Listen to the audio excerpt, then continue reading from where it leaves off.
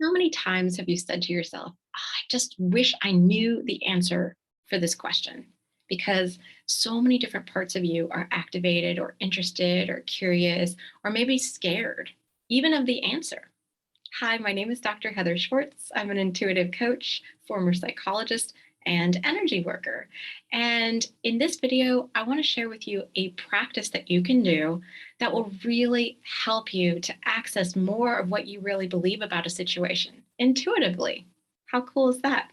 All right, to get started, the first thing you want to do is set the intention that you want to have clarity of an answer. To do that, you may need to feel your feelings. So you might want to name them to tame them. You may want to do some deep breathing, which I will not be doing in this video, but you can do because I want to keep the video short. You might want to do the Sedona method. I have a video of that on this channel. Feel free to check it out. Or you might want to do a brief grounding exercise. I think I have that in part 2 of Hearing Your Intuition, which I will link below in this video. So after you have started to feel your feelings, which could be feeling the sensations of them in your body, or just doing some deep breathing, or doing one of the suggestions that I just named, then what you want to do is get curious and really open up to curiosity. And you can do that easily by just intending. And then get ready to play. And play is really a part of our intuition. Our intuitive voice is clear, it's truthful, and it's neutral. Anything that sounds like judgment is the inner critic. We all have an inner critic voice. It's kind of the storyteller or narrator in our minds, but it's not accurate.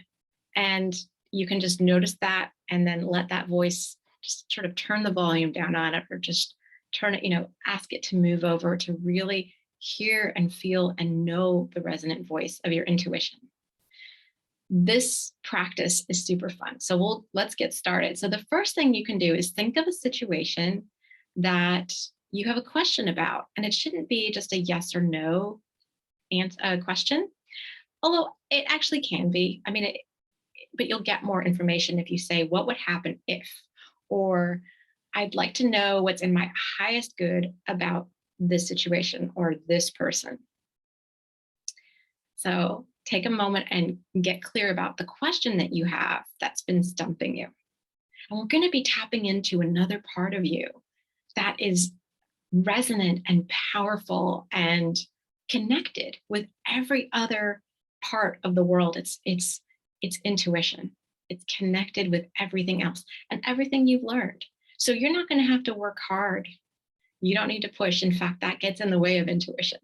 Just gonna relax. I like to imagine that I'm either on vacation, with friends, out in nature, or with my animals.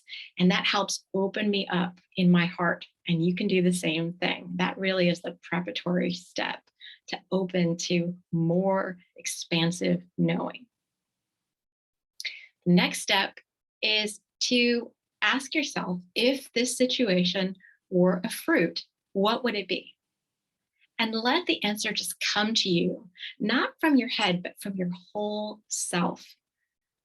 So as an example, I asked myself, what would happen if I trained in hypnotherapy? Something I've been contemplating, because so many of the practices that I offer are very similar to NLP and hypnotherapy, and I love those practices.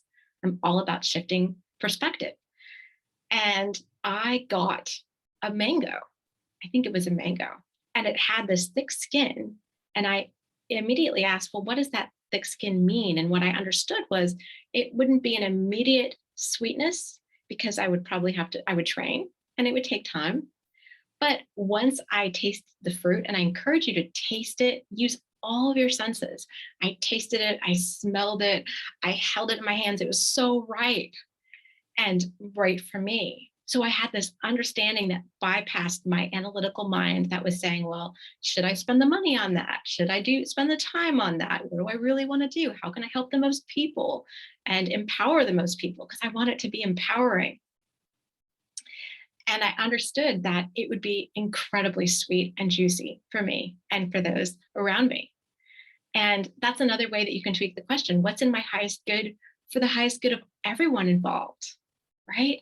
So you're really getting expansive in your questions. The more expansive in your questions, the more expansive in your answers. There are times when you need the question to just be really simple. And so I would say listen to your intuition on that. But go ahead and just jot down your answers. Now, if you have questions about the answers that you've gotten, feel free to write those in the comments below, and I'll be happy to answer questions that you have about the answers that you've received. And we can have a conversation about it. I hope this practice has helped you. And if you like this video, please like and subscribe to the channel so that you don't miss any other videos like it. Thanks for joining me today. Bye for now.